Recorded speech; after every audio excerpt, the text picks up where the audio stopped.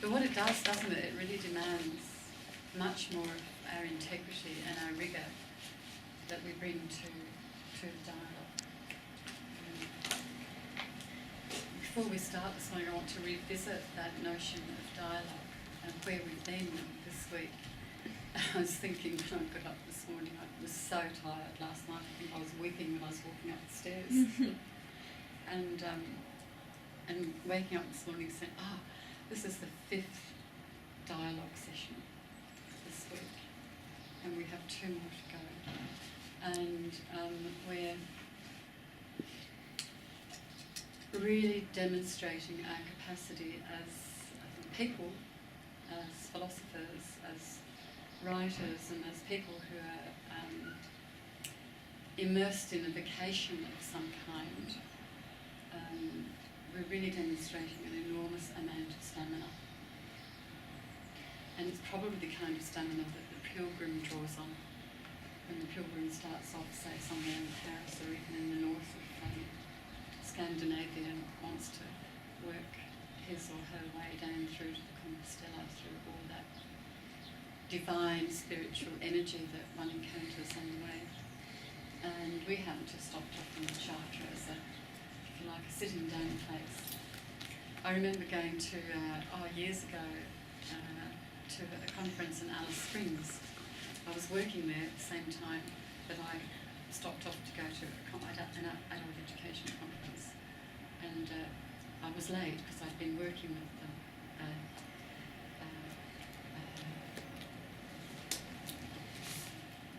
the Department of Labour and Employment at the time or something. And I got there late, and so I missed the best bit of the session that I'd enrolled in, and it was a session where they had gone out into the bush to meet the grandmothers. And the grandmothers had taken them to show them what they do. And they'd taken them to show them how they gather food and some of their artwork. You know, the artwork around Alice Springs is absolutely stunning. I've missed seeing that.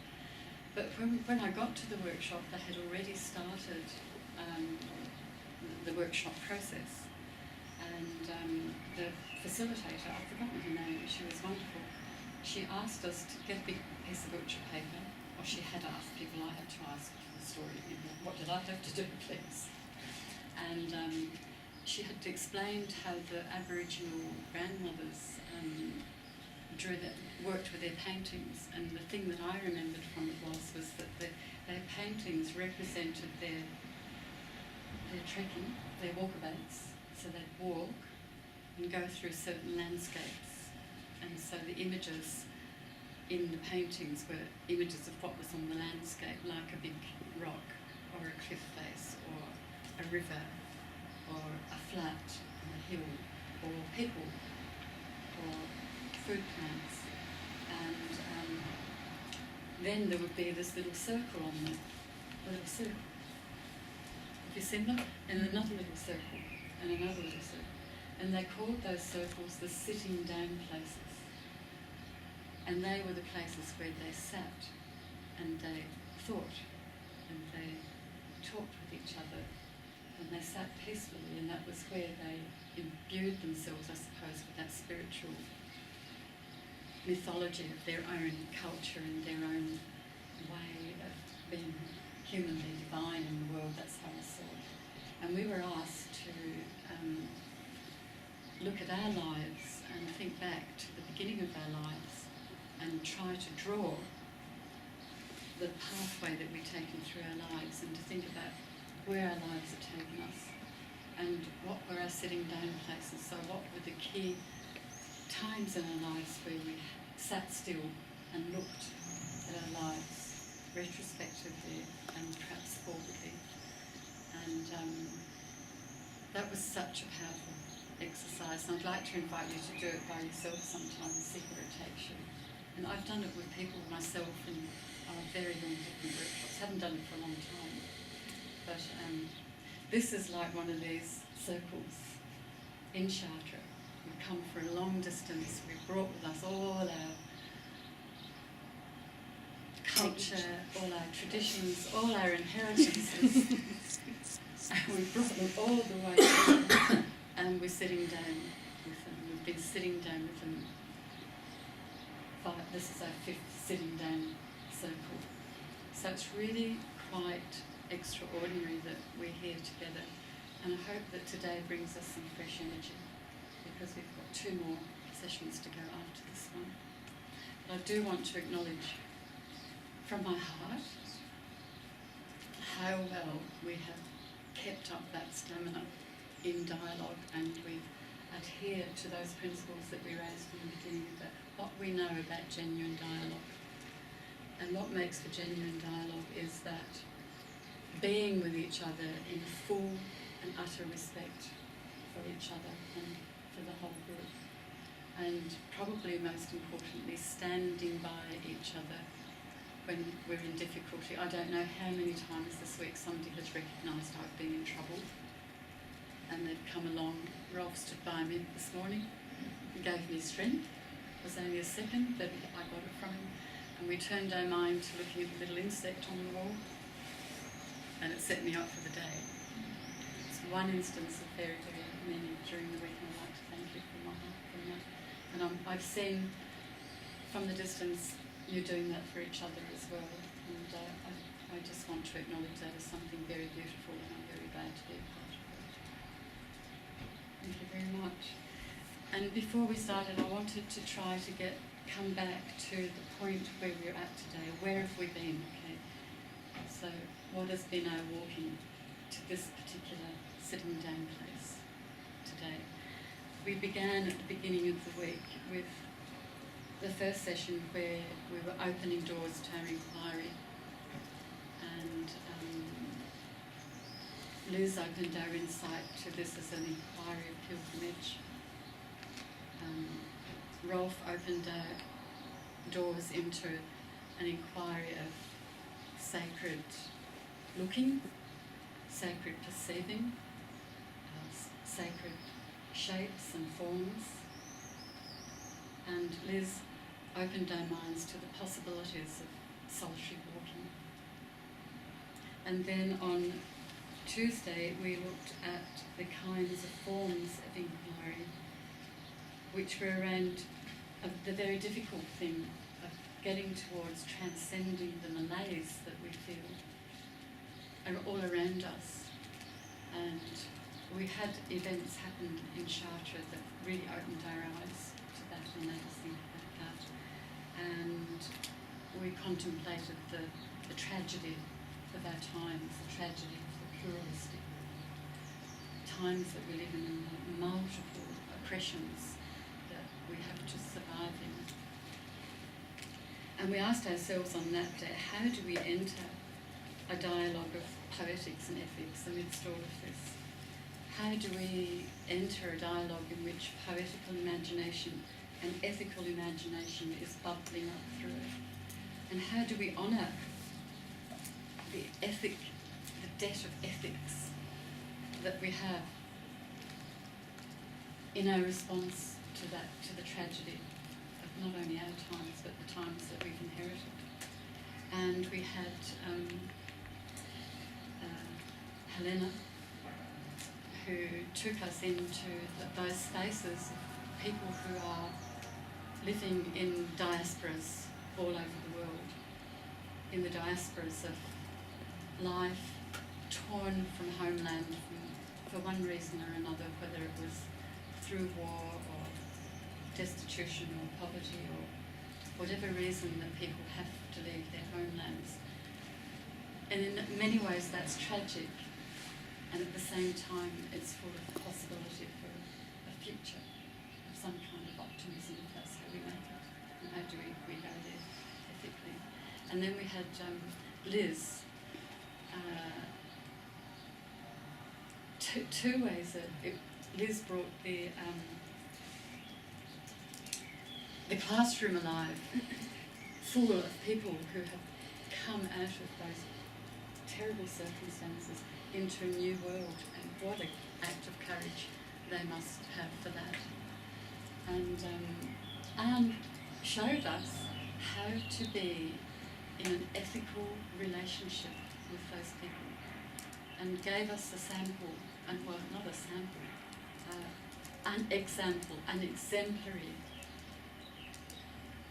opportunity for us to enter that notion of our exemplary imagination. She gave us a testimony to how to be with people in those times of oppression and victimisation, and how to help those people, how to be in alterity, in a state of alterity. So we're learning how those forms of inquiry bring us into a place in which we can have a relationship with an ethical imagination and enact the relationship that we develop. Then on day 3 we were looking at ways of transcending through creating living imaginaries for understanding self and the world.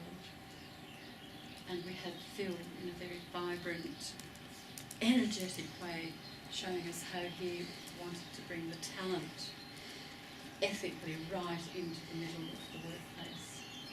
And what a way to transcend the oppression of the workplace.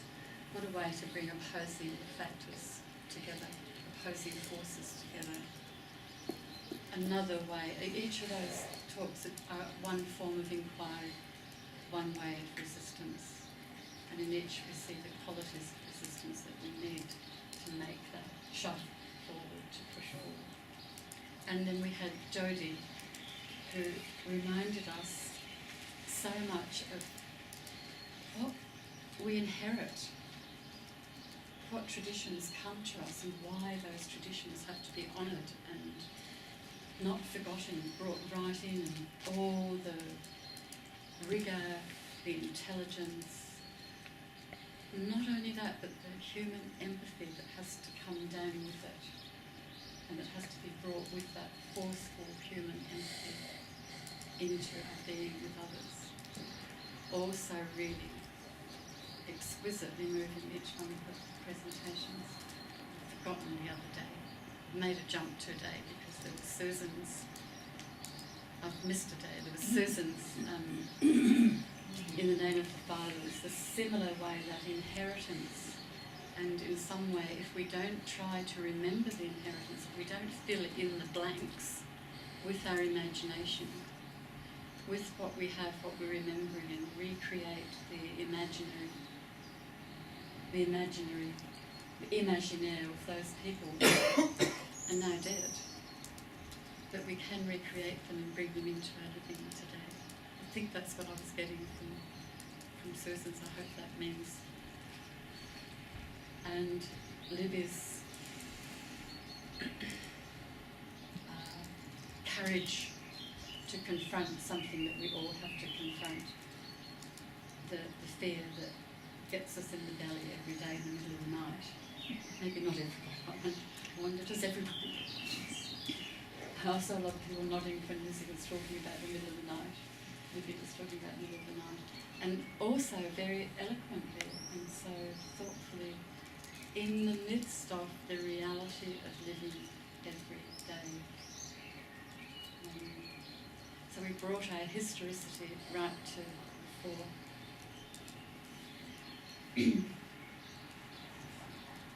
So from yesterday we were enfolding and unfolding what we have as virtuality in our lives and the potentiality of that virtuality.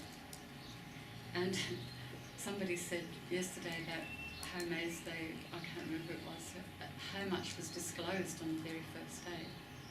And I think that we're driven in a group like this to disclose what our human eros is, our drive, our aspiration for goodness in the world, our aspiration to be virtuous.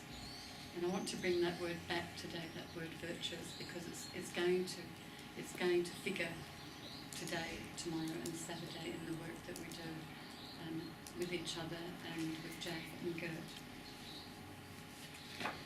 Now we come to today, and today's theme is about intelligence and ways of wisdom. And the imagination that we're bringing today is calling upon a moral imagination and our practical imagination. And it's both Gadamer and Ricoeur speak about this notion of phronesis, which we've talked about before in our dialogues. Phronesis as practical moral wisdom.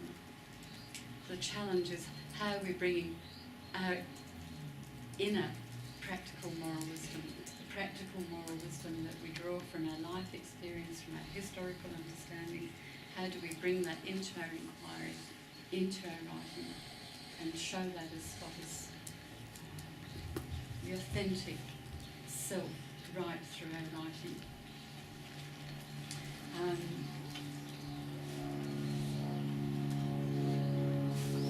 And if we want our writing to be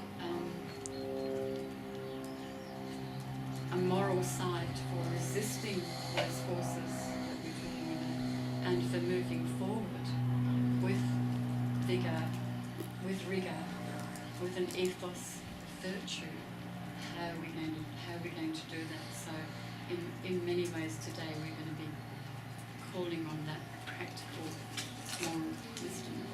And Richard Carney is going to be quite helpful to us in that.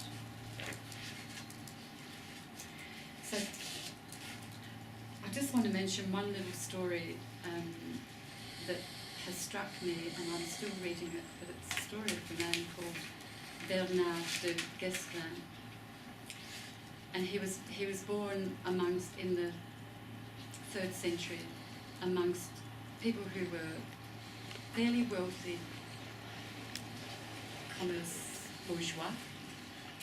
They were wealthy enough to be able to fight in the wars, to have their armour and their land and protect their land, and to have allegiances with one side or other during the wars between England and France, when Edward III was trying to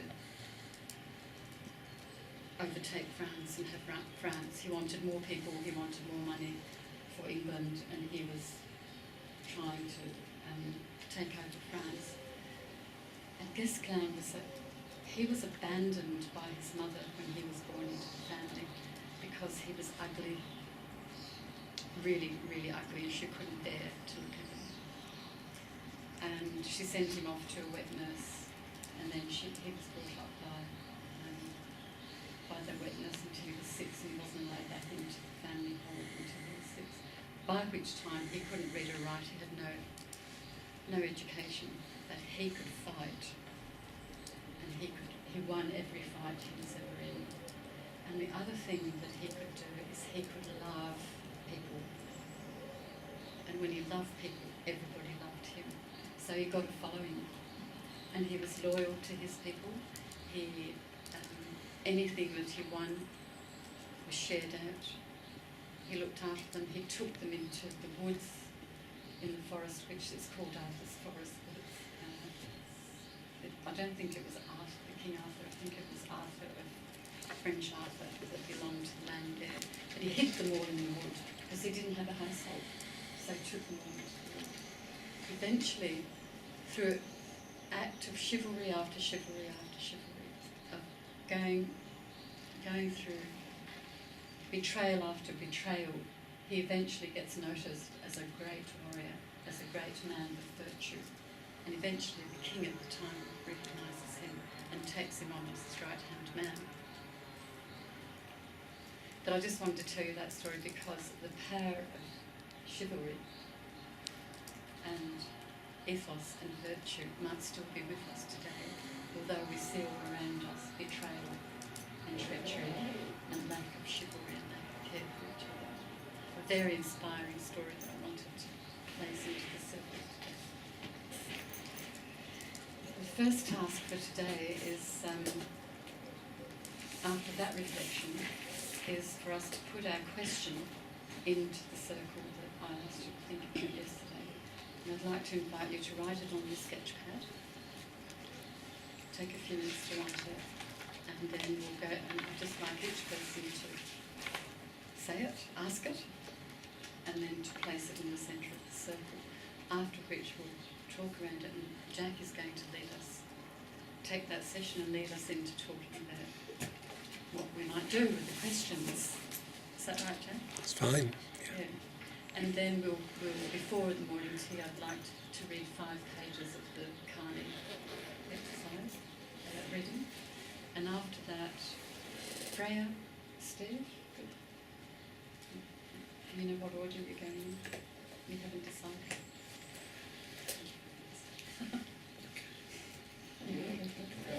Okay. And probably we'll hear more from Jack too as we respond to that. In the afternoon there is there's an opportunity to speak with Jack one-on-one. There's the alfresco possibilities. You may want to make some time with me. I think that I'd like to invite Jack. I only thought of this morning, Jack.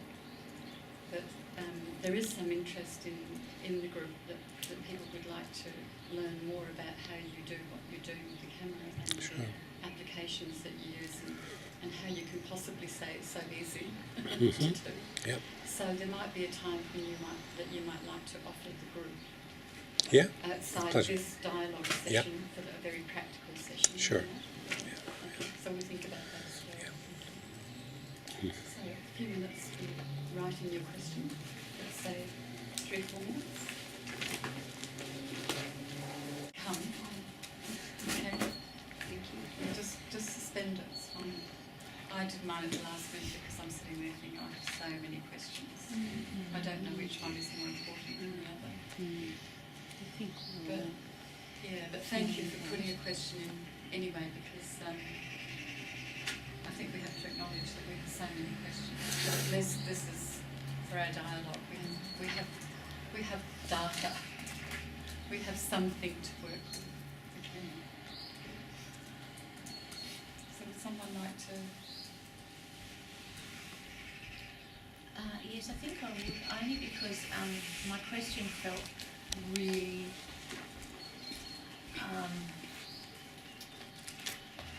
banal, but it wouldn't shift, so I figured if I got it on the paper at least it would go. So I put it there only so I can get it out of the way, because it's so my question is, and this actually I think may be something that resonates with many others in the room, how do I re-enter the thesis having had this accelerated and very focused thinking, having captured the essence of what it is I think I want to say now. So it's been like the paper that I got to because of this opportunity made the light very intense and very focused, and that was where I really recognised what it is I've been trying to get to, and I thought, oh yeah, that is it. I feel really comfortable with that. So how do I enable those 3,000 words and these voices that are kind of recorded now in my head connect with the 70,000 words in draft that have got a ball clip around them, which means I think there's something. You know, when you finally print something, I can put a ball clip on it and you go, okay, all right. That might be something. And the 20,000 words that are kind of, they're there, they've been floating there for a while. So it's like, and I know it's only numbers, but it represents something. It represents maybe the past, I don't know, 6 years of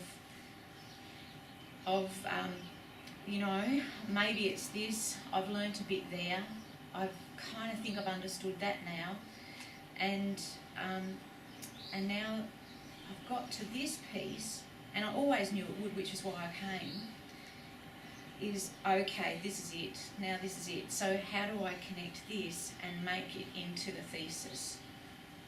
And I know it's, on one level it's really silly because it sounds so practical. I think that's the best possible question. I think it's absolutely... I'm thinking the same.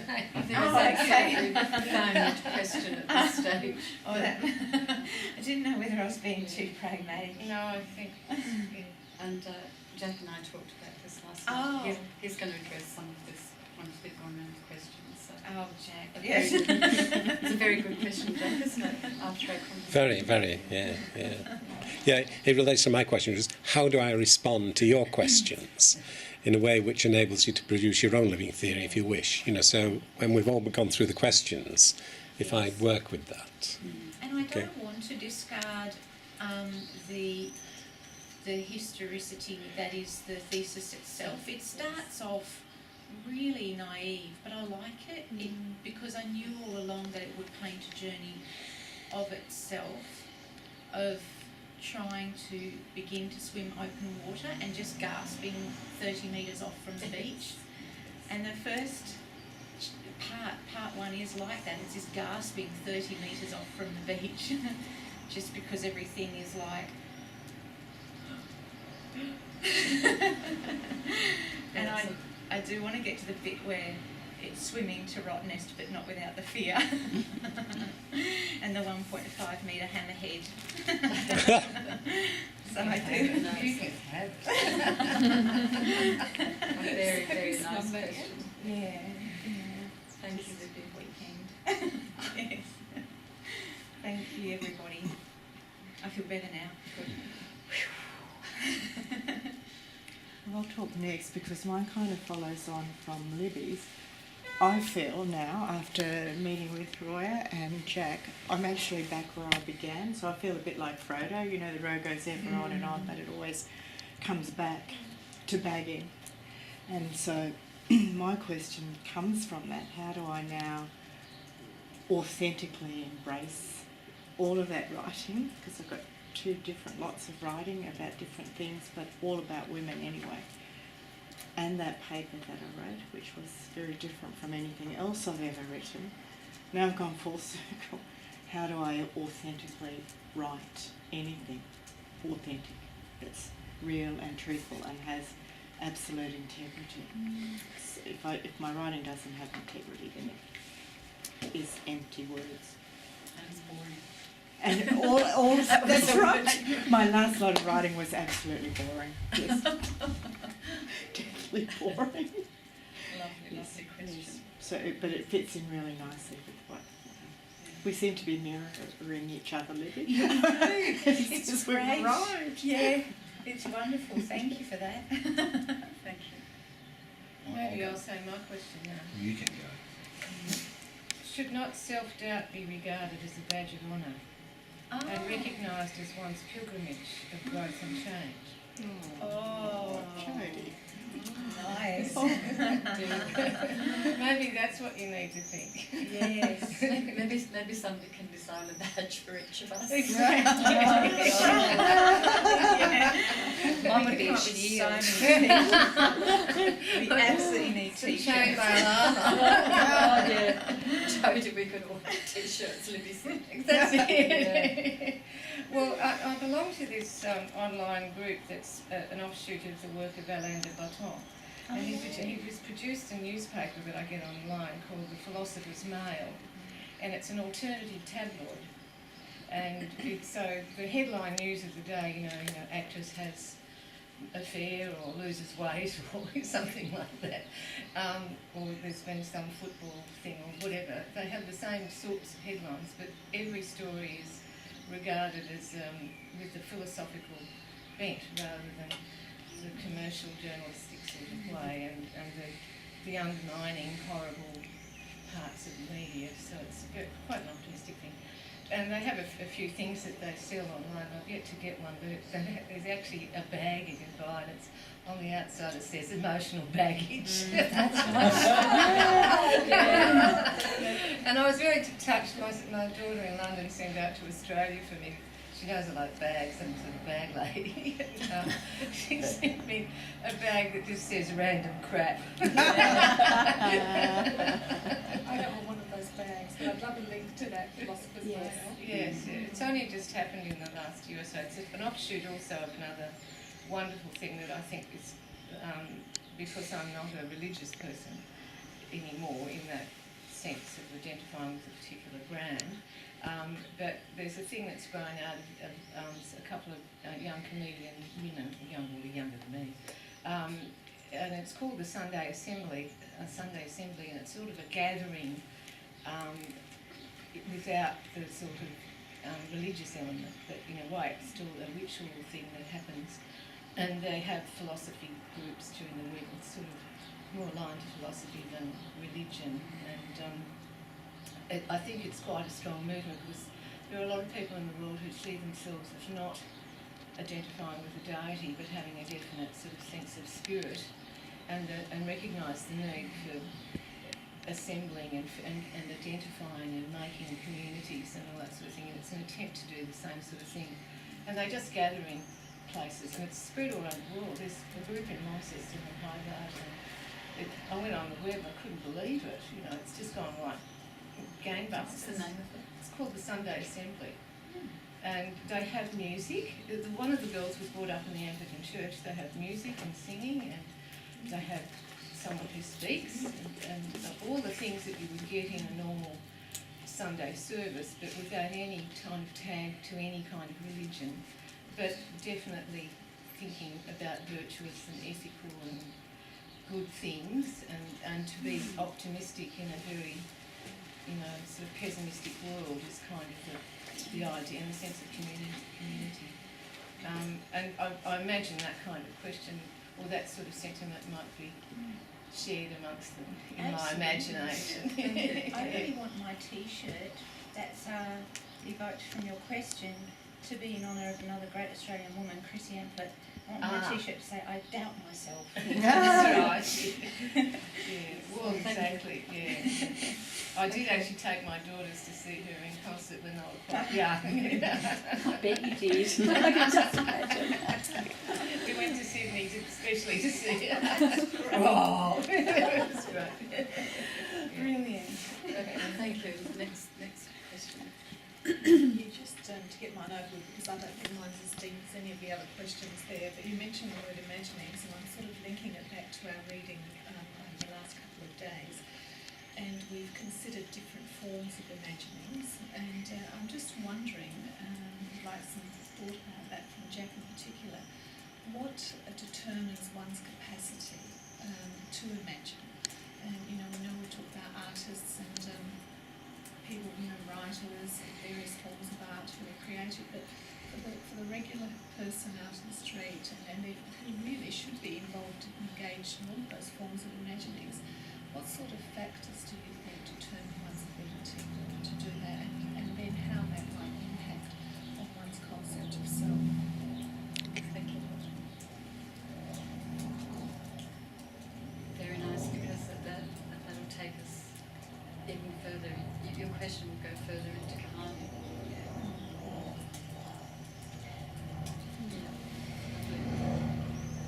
Another question. I'll comment on mine. I just need to grab it. Just to get the wording right. I can't see it from it. I've written living my philosophy, philosophising my living, walking the walk, ways of purposeful resistance, poetic change. So that's about all the things that we've discussed. I wrote this morning about this notion of, I guess, enfolding everything together, and how we all struggle to, you know, when we sit to talk freely, how we all struggle to kind of pull all the threads together, and the challenge of you know, dealing with this part and this part and this part, and one of those parts is, you know, the journey to creating this amazing thing, you know, called the PhD, and where that sits in our lives, you know, and just how we deal with that. But I'm also, I'm not, you know, I use the word concern, but concern in just that it's there and it's ever present for me. The notion of that it's not a separate thing, that it is part of every minute of every day, of everything that, you know, that I do, and I know it's the same for everyone in the group, because I can hear that in people's voices and in their words, and so it's the bringing of all of that together and how one does that. I suppose that's very real for me, because I'm really conscious at the place I am in my working life, and I took a lot from what Phil presented.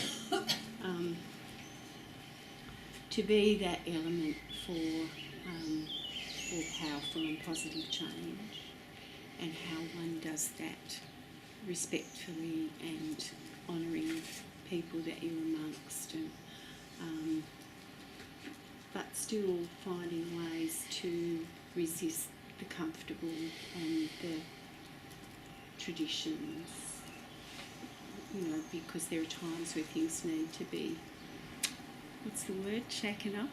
Ébranlé. So there's some of the things that are in my question, which is a very loose question. I can segue into that. We were talking the other day about some Aboriginal history of Australia that most people that feel it with some shame.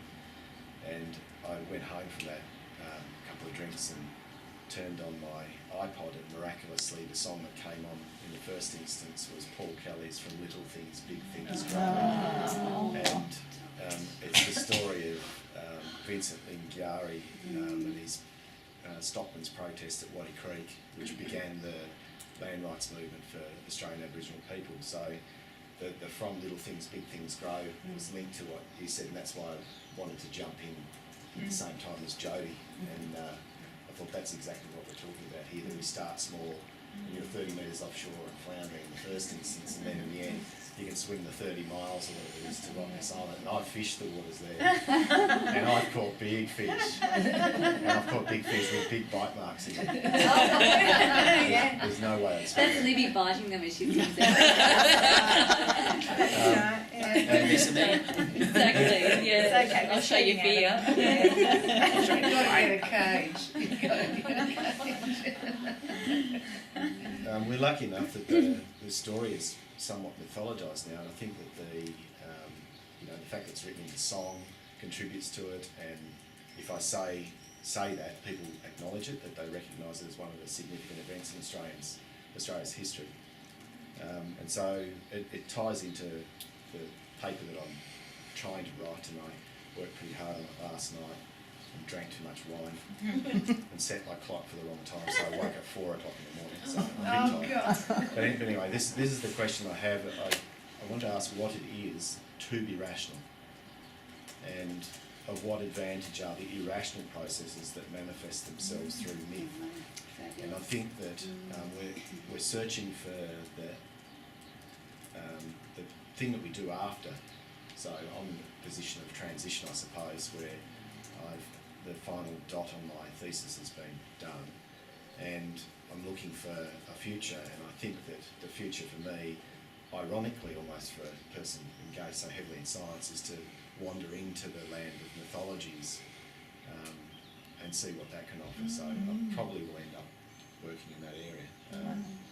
So for me, what are the advantages of those irrational processes that lead to myths? So, That's beautiful. Thank you.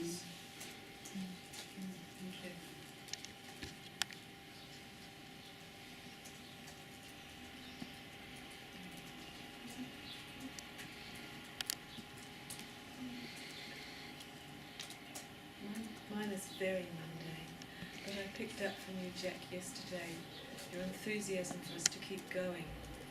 And so my question possibly follows on from yours. And it's,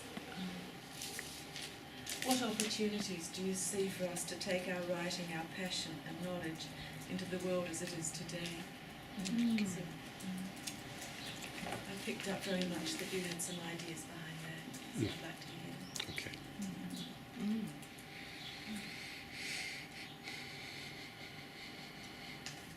Thank you, Liz.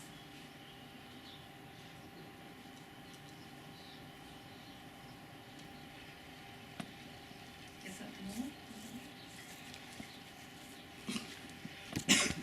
Phil, did you have a question? Still formulating, but I guess what's coming to the fray is the notion of, as we evolve as individuals and as a group, wonderful things will come. And how can we as a group amplify those wonderful things where we can all enjoy that experience and opportunity, space, time, yet it will also enable the group to grow and to continue into the future without a time, space constraint of we are only here in Chartres. And I think the point that Jodie raised about you are part of this gazette, this group. Sunday Assembly. Yeah. And this really, I think, is something that I would like to explore. Not only with Jack, but with the group as well. To keep that energy, that spirit alive. And continue on in a positive and effective way. We'll have to keep using Skype. No, I think that question is a gift to the group. Phil. Thank you.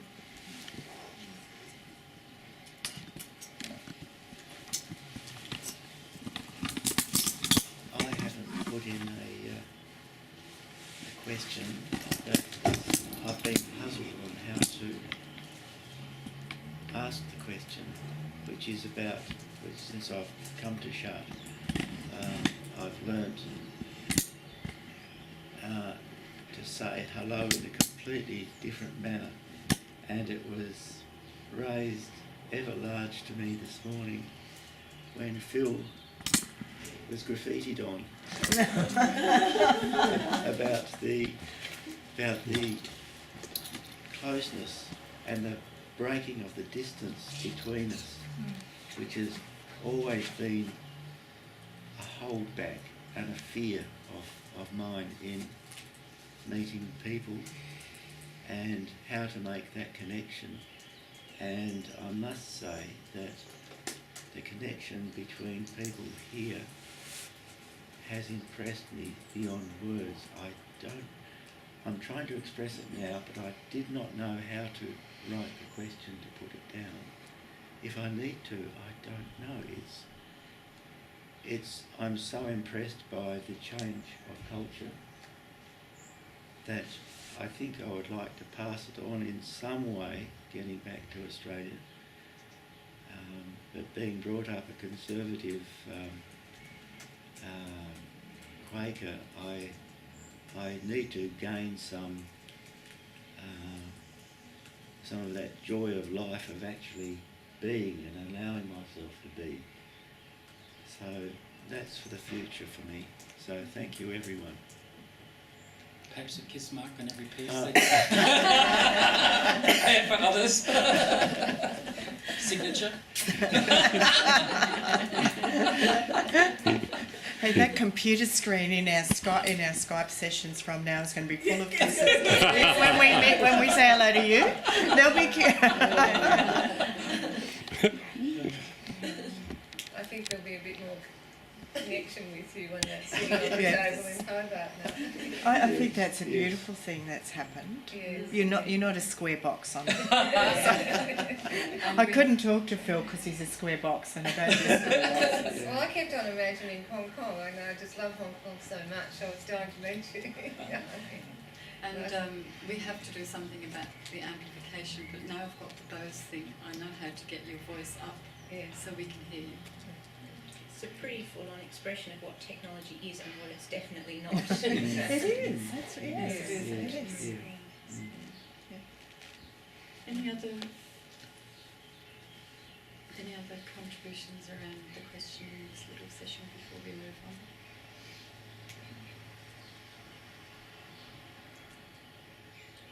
So thank you. That was another. Remember, for those who came to Stuart's Day, Berkeley stuff, I keep going back to that. I think I wrote it up, and I'm not sure I'm going to remember it because it just jumped into my head, and my memories. I'm not good at remembering quotes and things, but I just remember the notions. But remember the poem, the Apollinaire. It wasn't actually Apollinaire who wrote it, but it's attributed to him. Come to the edge. Yes. And they said, we're afraid, come to the edge, he said. And they go through different things. We're afraid that we will hurt ourselves. Come to the edge. We're afraid we will fall. Come to the edge. We're afraid that we will leave our families behind and our living behind. Come to the edge, he said. Eventually they came and they flew. I think we're into flying mode.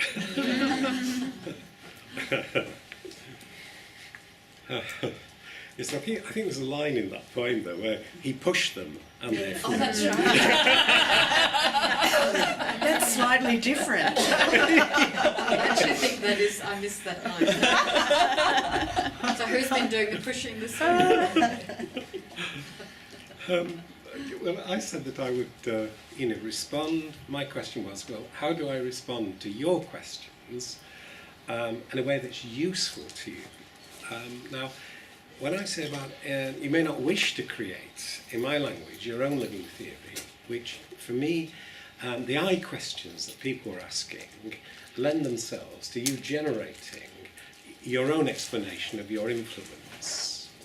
Okay, so now, where you're putting forward words, and you were saying, look, these are spread, and if you like, at the moment, they're not in the form of a question. Somebody else was asking, right, what are the factors that?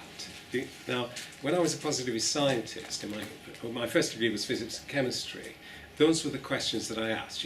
What are the factors that? And then I would carry out a controlled experimental design to find the influence of the dependent variable using an independent variable. Now, those kind of questions, when I got into the classroom, this was in 1967, my very first lesson, I had to ask, from a feeling of value, I've got to do this better, must do this better, how do I do this better? So the I became right at the heart of the inquiry. And what I'd like to do, before addressing, for example, that question about the imagination or the capacity that we have, what influences that? I'd just like to draw your attention to two ideas which I found, again, very influential. One comes from something which is linked to the readings that you've been doing about postmodernism. And it comes out of Lyotard's work when he was asked to write a report. I think it was funded by the French government. It's been published in 1986 by Manchester University Press. And it's just called The Postmodern Condition, a Report on Knowledge. And this is what Lyotard says. He says, a postmodern writer, as I think we all are, is in the position of a philosopher. The text he writes, the works he produces, are not in principle governed by pre-established rules. So this idea that in the traditional academy, you're actually encouraged to subordinate your own explanations to the theories of others, because the rules are pre-established. The conceptual frameworks are already in existence, which you have got to interpret your own practice in terms of those pre-existing rules. In the postmodern condition, it says that your writings are not in principle governed by pre-established rules, and they cannot be judged according to a determining judgment by applying familiar categories to the text or to the work. Now, those rules and categories are what the work of art or your writing itself is looking for. That in the postmodern condition, you're going to have to exercise your imagination and your creativity, where he says the artist and the writer then are working without rules in order to formulate the rules of what will have been done. And when Phil talks about the entrepreneurial spirit, the creativity that is involved in that, it's definitely not a matter of imposing the pre-established categories. That in your writing, you're exercising your creativity to generate your own original contribution to the ways of making sense. So when you talked about the nature of rationality, I think that what you will be doing in your thesis is offering your form of rationality in the way that you make sense. And this could incorporate both what you were talking about, the irrational, which the Nobel Prize winner Peter Medawar talks about as the creative phase of an inquiry. and he criticises his friend Karl Popper for actually missing out the creative phase of an inquiry in Popper's logic of scientific discovery. So I think what you might find is that within your narrative you could incorporate what you're saying is the irrational in the sense of the metaphoric or the myth, that Meadow will be saying, look, that creative act comes into all scientific discourse and it alternates and interacts with the critical. So this develops what you can be putting forward as your own living logic, which distinguishes your form of rationality. But again, it's starting from that postmodern condition of actually not accepting that anybody else's theory is going to be able to explain your own influence in your practice. Are you okay with this? Because you can draw insights from the ideas of others. But this is what I'm hoping to show you, if you like, with the readings that you've been doing about the postmodern condition. Because where Kearney is talking about, is it Kearney or Kearney? I'm not sure. I say Kearney. Kearney. With his notion of the good postmodernism, if you like, I think each one of you, in terms of the embodied values and knowledge that you have, is able to generate, and this is what Liz was, if you like, I think, asking about bringing her embodied knowledge, because I am enthusiastic about each one of you learning how to bring your embodied knowledge, the knowledge that you have, like Jodie showed us in terms of the music. I thought that was absolutely fantastic, to bring that inspirational quality, make it public so it can be shared. And you've got those insights, as Phil has with his post, that entrepreneurial spirit, which many of us would benefit from you making public your embodied knowledge, and the knowledge, like with your students, with the music. I got an email from, I just have to tell you this, Please. I got an email this morning saying, from Julie, who's part of this group, saying some of my kids were playing in concerts and things. She said, the girls are missing you. I just cried. I was so pleased. Yes, so thank you. Yeah? So I think you'll all find, and in my conversations with people so far, actually love is being used in a way that at the moment hasn't come into your writing. You know, Phil at the end of lunch yesterday, it was wonderful because he just said, I love what I do. I love what I do. And Jodie, as you were speaking, that love for what you do was absolutely being expressed. So don't hesitate to acknowledge the importance of that love for what you do in terms of your explanations of your influence. And I can put you in touch with the papers that have just been published from a Canadian researcher that said to her supervisor, who I'd supervised for her PhD, I was loved into learning. This was in the context of producing a master's dissertation. Now, until Jackie DeLong was the supervisor, until she heard that from her student Liz Campbell, she had never thought of herself in those terms. As soon as Liz had acknowledged that she experienced being loved into learning, Jackie has been able to embrace that idea as part of her explanation of her influence. I again, could I just check if you're okay with this? You know, now. Please, let's start emailing. Yeah, this is what I was going to suggest. You know, because I've got a number of things I would like to show you with the URLs, like this. The Educational Journal of Living Theories, which has been going from 2008. I think the last two issues, where there's a lot of, where you asked about the multimodal, you know, how do you integrate? What I'm hoping I'll be able to show you, because Steve, when you give your presentation, I'm going to video that. I can easily have it on YouTube, everybody can access. If you're okay with it, I'll check with you first. And I could then show you how to integrate some of the visuals within your narrative. Okay, because I think without that, we'd never get close to what you expressed yesterday, No, Jodie. well, I'd started the day with my husband saying, this is hopeless, I can't do this without using media. I'm just not going to be able to do it, because just words is not enough. No, yeah. And I think it's the same with all of you, that as you start to express, and it was the same with Phil, when we saw his videotape, and I think he was in a shirt and tie, and I think he was actually communicating very clearly, but when you looked at how he was with us, there was a spontaneity of the love for what he was doing, that all I'm saying is, look, I think it will be quite genuinely easy to bring that in. Susan, when we were talking yesterday, suddenly the laughter which came out, which was linked to actually being in Catholic institutions almost all of her working life, and not until yesterday, if you like, recognising the influence of the patriarchal influence of Catholicism in almost every institution.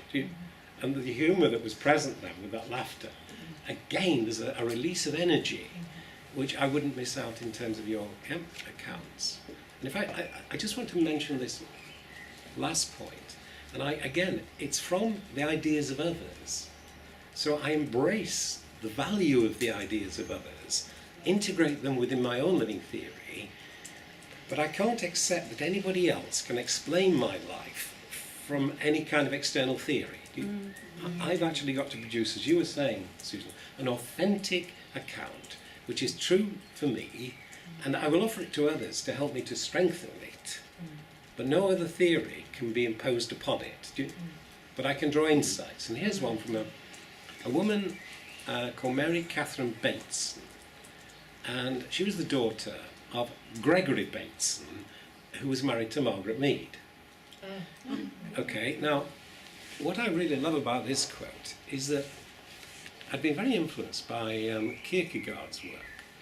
And Kierkegaard gave me a warning, which I always try to live by, where he said, look, be very aware that the aesthetic can create a unity in the imagination which loses contact with practical reality. So Kierkegaard lived what he called a practical Christian life. I think it was in Copenhagen. But he would be on the street greeting people. And he believed that in this way, as we were talking about meeting the people today and the last 4 or 5 days, this was how Kierkegaard believed he could actually live out his values of a practical Christian life. But he was very aware that in our imaginations, through often the aesthetic qualities we all possess, we create a unity in our imaginations which loses contact with our practical living. Are you okay with that?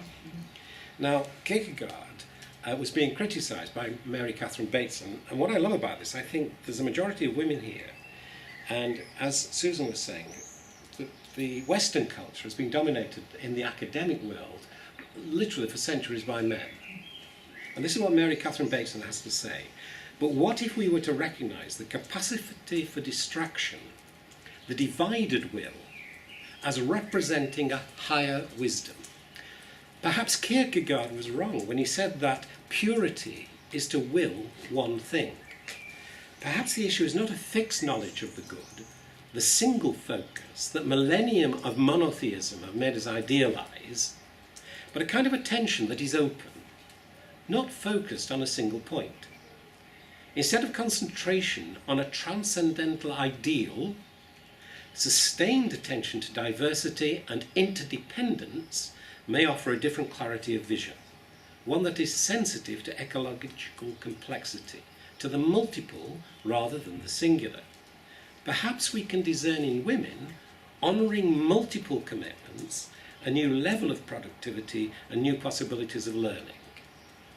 Now, I'll send you this quote if you like it, because I think it's saying something which we probably all recognise, that certainly I know this with my wife Joan, that her capacity for distraction is amazing, right?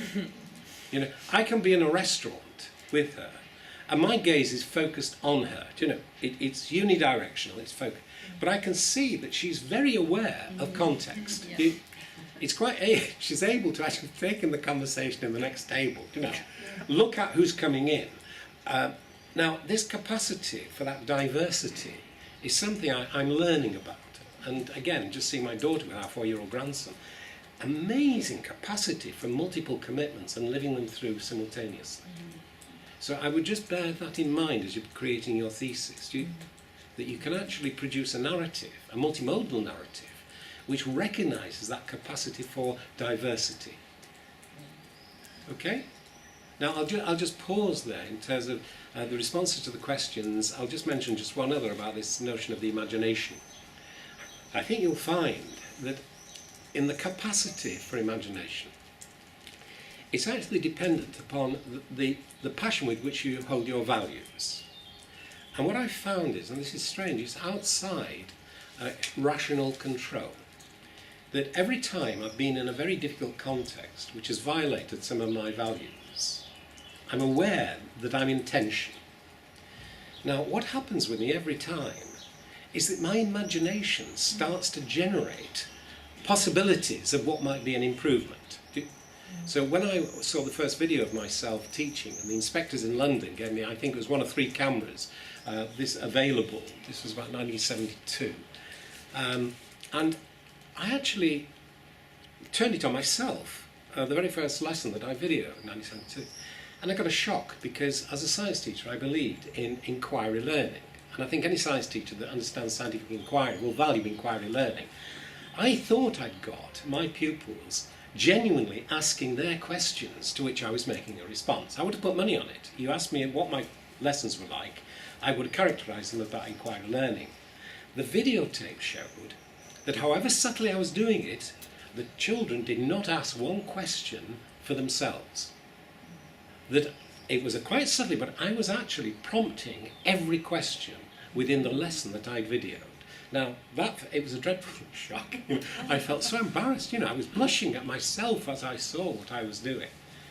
Now, immediately I saw myself, in my terms, as living contradiction. So my eye, in the how do I do this better, was a living contradiction. I was holding together a passion for inquiry learning and its negation.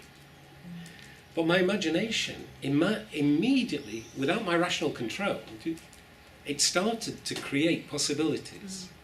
And this has been in every context I've been in where I've had a tension because my values were not being lived as fully as I thought that they could be. And what you imagine is actually quite different depending upon the nature of your values.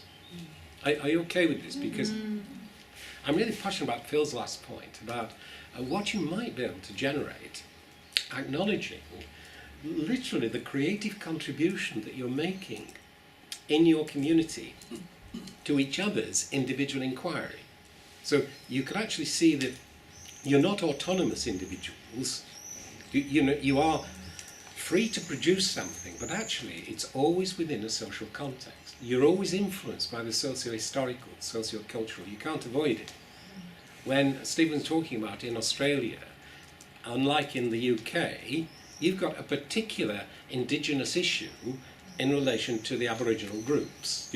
Now, that is, from a lot of the films, a lot of the press that I've seen, an issue for you, which actually, in terms of the uniqueness of your each contributing to knowledge, could actually be brought in as part of the cultural influence, and not to ignore that background of the history of where it is that you're located. So I'll just pause there in terms of responding to your questions. My first point was, look, if you'll learn almost how to ask the I questions, you'll see that the first people that spoke had the I question. How do I do this? How can I do this? Now, that's where, if you like, this idea that you're each going to create your own unique and irreplaceable living theory of your explaining your influence in your own learning and the learning of others. And if you can manage it in the learning of the social formation in which you're living and working. And I don't know how many of you feel that you can engage with the social formation, but certainly in relation to any kind of policy issues that come up within your context, that is where you're influencing the social formation. That Liz talked about participating in the first curriculum that was produced in the context of the Australian government in relation to refugees. Now, the second iteration, Liz is being quite critical of, and I think is now developing your own pedagogy, your own curriculum, which you're feeling is more appropriate. When I came into science teaching, the curriculum on offer was just inappropriate. It was based on what we've got with the O levels, whereas actually the children that I was teaching the East End, it really was way beyond what many of them could actually manage. So I had to redesign the curriculum in a way that was appropriate. And I think, Liz, you're doing that yourself. Now, with Liz, one of my people I've been working with, she's being examined at the end of this month. She's brought 2 original ideas into the academy. One is called The Living Legacy, where she's integrated the personal, professional and academic into her narrative. And often in the universities, you've been encouraged to remove the personal from your narrative. Now, still some universities in relation to the I within the question can still be a bit awkward about including the I in your research question. Yet there's so much now around the world that demonstrates this has been acceptable in many reputable institutions that I think you can get over that. This idea that you can integrate your personal, professional and academic within your narrative. And unless you integrate the personal, you'll never bring in the spiritual motivations that in relation to your own passions literally are part of what is motivating you. I don't believe anybody here is doing what you're doing without that passion for certain kind of spiritual values, wherever they may come from. I've worked with Hindu in relation to India, Japan. Although he's English, he's a Buddhist priest in Japan, and he brought in his Buddhism. There was a Catholic Christian brother from Ireland, plus a science teacher who acknowledged this spiritual commitment to his Catholicism. I've also had on the web, I put humanistic accounts where somebody just hasn't got a theistic belief like myself, but nevertheless the values are grounded with an enormous energy and passion for what they believe. So that's the living legacy. You integrate those three things. With Liz and also with Susan, I was really struck by something that I've been taught by this woman called Catherine Forrester about an empathetic communion and responsiveness. So Catherine's second original contribution is about the quality of relationship, which she's referring to as empathetic communion and responsiveness, literally with the other. And as I was talking with Liz, again, Liz, I was saying, wasn't I, that this quality of empathetic communion is what I was feeling with you.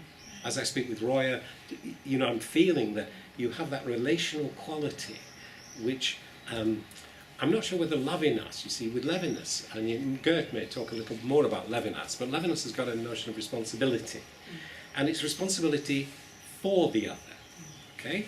Now, I've always resisted that in relation to feeling I have a responsibility towards you, but I can't accept a responsibility for you, because that would seem to me to deny your responsibility for yourselves.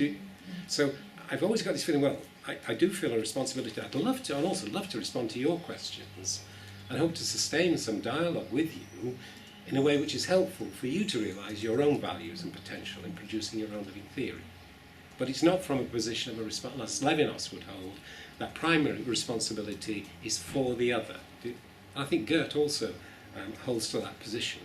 So my own sense of responsibility is rather different to that, and yet it's right at the heart of what I do, that sense of responsibility. Are we okay with that? Just as I pause now and just say, look, is there anything you want to come forward to? Because I do think that your sense today, that really was quite transformational. And even though, as yet, a question hasn't emerged, I felt that your responsiveness to what was happening placed us in what Phil was asking for, was some understanding of the importance of the community that you're generating in relation to what it is you're all doing. And you could contribute your knowledge, literally, worldwide. And that's a form of wisdom. So I'll just pause there and just say, is there something that I haven't responded to, where you feel, yes, you would like me to?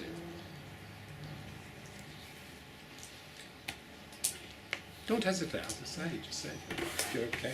Shell-shocked or... I loved what you were saying because it's very affirming for me in the ways that I imagine I work with people, and I hope that people in all modesty, I hope that people can see some of the ways that I've worked with them that you have articulated, and good. You just made me think about, well, what am I imagining I do? What do I really do? Yeah, but I thank you. I feel very. One of my. This is a confession to the group, and I have said it to people that in the ways I work, I find it quite lonely. In that not many other academics I've come across in Tasmania and Australia would work in this way that I work with people. And to know that there are people like you and Gert, I mean, you're really the only other two people I have found that really get it, that kind of get what we're doing. And to know that you're you know that there are other people in the world that we can go to help validate our work by saying, yes, this thesis is okay, is going to be a wonderful resource for me and for everybody else. Finding an empathetic examiner is the hardest part of the work that I do and the work that I did before with Bevis. Yeah, so what you've said to me is truly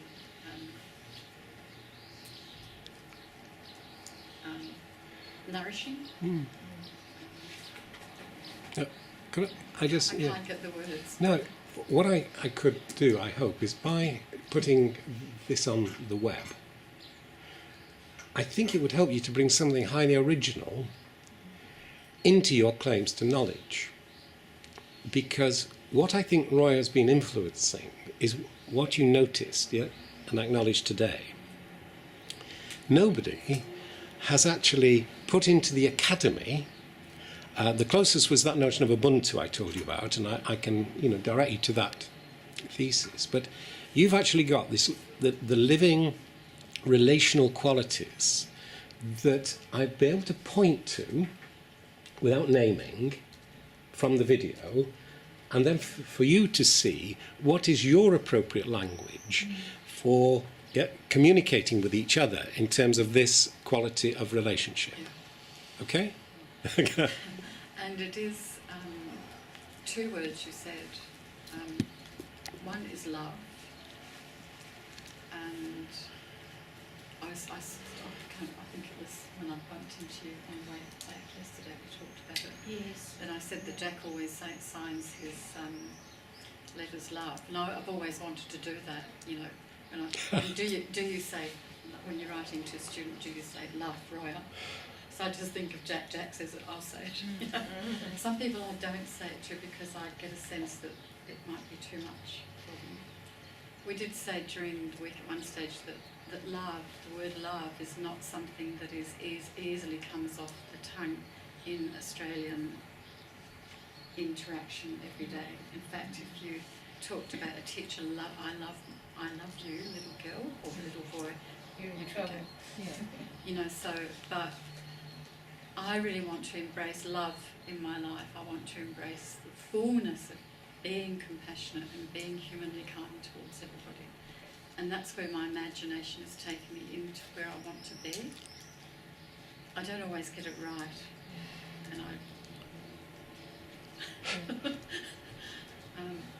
And the other one is responsibility.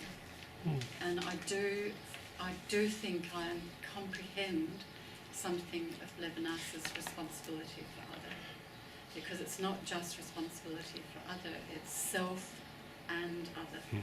So it's not that I'm responsible for you, but what I am responsible is for the relationship between self and other.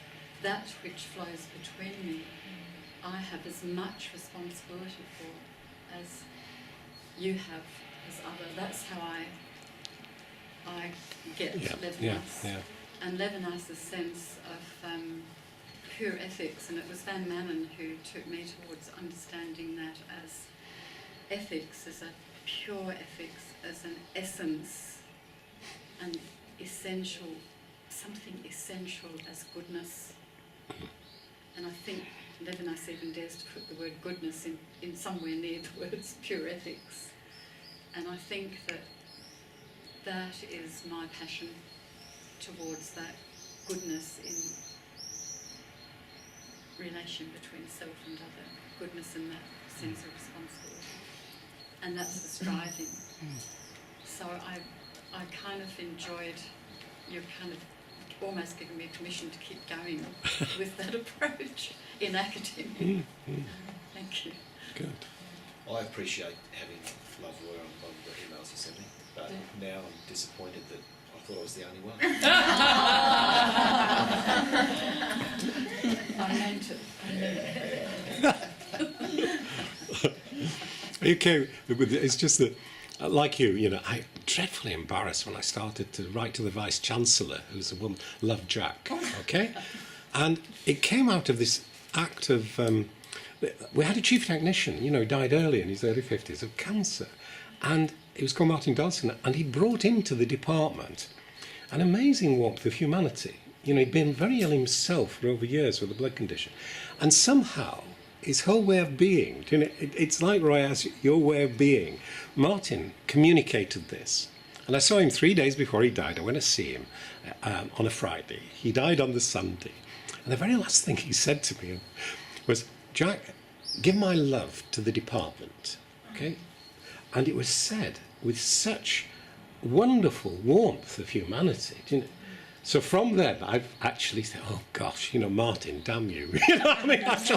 You know, so every, you know, the Vice Chancellor, you can imagine, can't you? You know, love Jack. You know, but I've persevered because it felt, no, I'm actually respecting and honouring a quality of relationship which really mattered. So, you know, it's like this, you know. Okay. How does the Vice Chancellor react? Well, you can just feel the frisson initially. And then, as people understand, I've had so many people write from different parts of the world because I put on my signature the reasons why.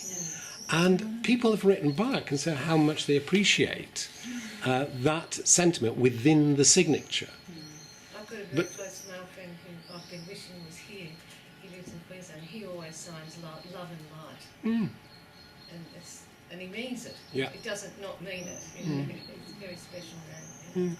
Actually, oh, sorry. I was going to say there's one or two words that are profound, really, and they make such a difference in a person's day. When I receive your email, and it doesn't matter what frustration, what level of tiredness, whatever, it's uplifting. And in a sense, this friend of yours who's passed away, I mean, he spread the good globally. So he said love to the department, but you know, he spread across the world. So Yes. it's huge. Yeah. Yeah, absolutely. That really resonates because of the job I'm in, the email traffic from all the layers of the department and so on, you know, it's interesting. And I've actually been very aware of the email signature people choose. And there's one that I actually have, and now you've helped me understand why. I just look at it and go, whatever, get your hand off it. Like, it's the one that says, kind regards, blah, blah, blah, quote, and it'll be a quote about what is great leadership. And I just think, how did this become about you and not about, do you know what I mean? Yeah. And now I get why it feels like an act of self-indulgence rather than an act of connection. And I'm surprised at how intuitively I've responded and why I kind of go, and now I get why, because it isn't an act of connection, it's an act of elitism. Yeah. Every time I sign off on a letter on ferry, I think, what am I going to say? I can't say love. So I say best or best wishes. I do the same thing. Warm regards or something like best wishes for your writing or, you know, something that I can get some sort of connection with the person in. I think the one that I find hard is cheers. I find that really hard. And most people actually use it. That's the most common. Probably because it's the safe middle ground. And it's that bravery in going to the step where you want to be, which is love. And some people don't have any. Some people don't have any. Oh yes. It's also the context. I think that's just so important when we're talking about emails and the context in which an email is written. How you sign off is, for me, you know, very, very important. And depending on who I'm dealing with, email really doesn't, for me, carry a lot of emotion anyway. So often if I'm writing about a particular, just a factual thing, you know, can you please And it's to someone I know, like I might, you know, maybe to Liv, you know, can you please bring along the reading because I can't download it or whatever it might It be. depends on the intention of what you're saying. It does. It really does. And I do understand that way that you, that kind of like, what do I do to finish off? Because it is like that painting about being unfinished. This is your last words. This is how you're wanting people to remember you. So to use love, I find, is such a strong emotive outlay of finishing off an email, and I don't know how it's going to be taken. Therefore, my initial response is to go now way back and go, I'll just go for middle ground. Cheers, Tar, thanks a lot, you know, and move on from there. But then, of course, when you are with someone, and you know, it's a completely different story altogether, and you can put as much emotion into it as you want because you can read what's happening from the other direction. Yeah. That's nice. Could I also just mention something I didn't bring up, which was self-doubt? Yeah. Yeah? If you go back to something Roy mentioned about Gadamer is always emphasising that we can't escape bias, that we try to reduce bias, and this is the best that we can do. So if you think about the notion of self-doubt, it's such a healthy response in terms of the explanations that you give, and it need not be taken as negative.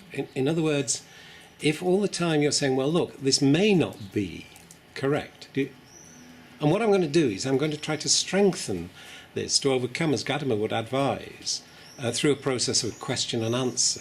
And this is Gadamer. This is why I stress the importance of your question. Gadamer says, despite 2,500 years since Plato, he says we're still not ready for a logic of question and answer, which links to Steve's point about rationality. But that notion of self-doubt, I think if you always have that offering, which is it's being put forward not from a negative sense of doubt, but it's a very creative sense of doubt, that you're always open. That's what I was sort of trying to say. Yeah, Question. that's right. Yeah. So this is what I think you'll find with all of the living theory theses on the web. There are 32 of my own that I supervise, but also about another 10 from different parts of the world. And all of them have had that quality of doubt. They've offered something to strengthen it because they're not certain and they're open to the possibility of improvement. So I liked very much that sense of doubt. Okay. I've always looked at that process in the positive, particularly preparing for a meeting or a presentation where you want to influence decision makers. So it's important to you that you get a positive response. And planning into the presentation, the likely questions that killjoys will pose. And coming back, so in the narrative you do voice out. Now some of you, for example, may be thinking, this is garbage, this is crap, this is not going to work. And to a certain degree you're right. Now, to help you understand how well prepared we are, this is what we're planning to do for contingencies. And this will make sure that we never fail. And that your welcomed support along the way will ensure that we will never fail. From your insight, we value your input. It's propaganda. You can sell anything. I'll see the Yeah, I'll work with you. And when I do this with my team, they feel so confident. The self-doubt dissipates. And it actually quietens those you anticipate will be a negative voice, will become a barrier, because you're respecting them. And you're actually saying with a positive tone, I value your support and help in the planning process to ensure we are successful. It's a very almost predictive, but it makes it very difficult for people to say no situation. And that could be perceived as unethical. But when you want to get things done, when you want to take action. The ethicalness comes in when you do come to the planning, that you do listen to those. Yes. Yes. Oh, So- don't use the word consultation, please. That you genuinely mean what you say. That's where Just consultation's become a word for this is a process and Tick. We'll do what I say. Recently at school, I've been a tutor in my school for years, and I really love the experience. And the kids that I tutor in the sort of English tradition come to my house, and I cook pizzas for them and look after them. And this year I was told that I couldn't have a tutor group because I was part-time, and they'd made a policy change that tutors couldn't be, that teachers who were part-time couldn't be tutors. I was really disappointed, devastated. And we went through a consultation process, and what it was we went into a small room with all the part-time teachers. We were told that the policy had changed and that part-time teachers wouldn't get a tutor group, and did we have any concerns? And every single person expressed a concern and felt wronged, and it was really heartfelt emotion in the room.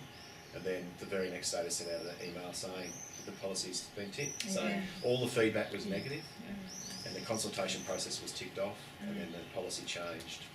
And it's destroyed the school. And so you felt devalued. Everyone. I am devalued, but the school's culture and the significant aspect of the culture was it had a very family feel, and it felt, when I first arrived at the school, like this group, which I think is hard to duplicate, but it felt like that, and now it feels like they're disparate groups, that there's no connection between it, and that was the destructive moment, was that consultation period, so shame on them. Collaboration is the other word that often goes with that makes me recoil. Yeah.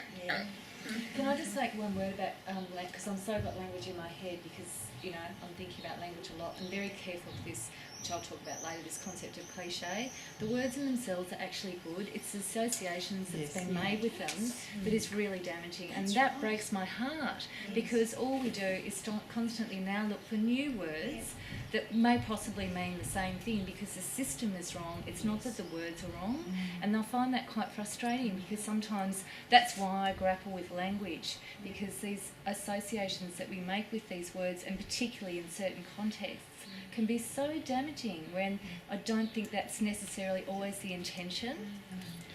It's so animal farm. Well, yeah. Yeah, it's a real bureaucratisation of Language. Sorry, Roy's got the hands. Sorry, it's the time. I'm know. sorry. Yeah. So, this has been a wonderful session, and there wasn't any room for Carney, but you can come later. But that was absolutely wonderful. Thank you, everyone. Thank you, Jack. And it's 10:30, time for a break. When we come back, let's read Carney, and then have Steve and Freya and Sketchpad.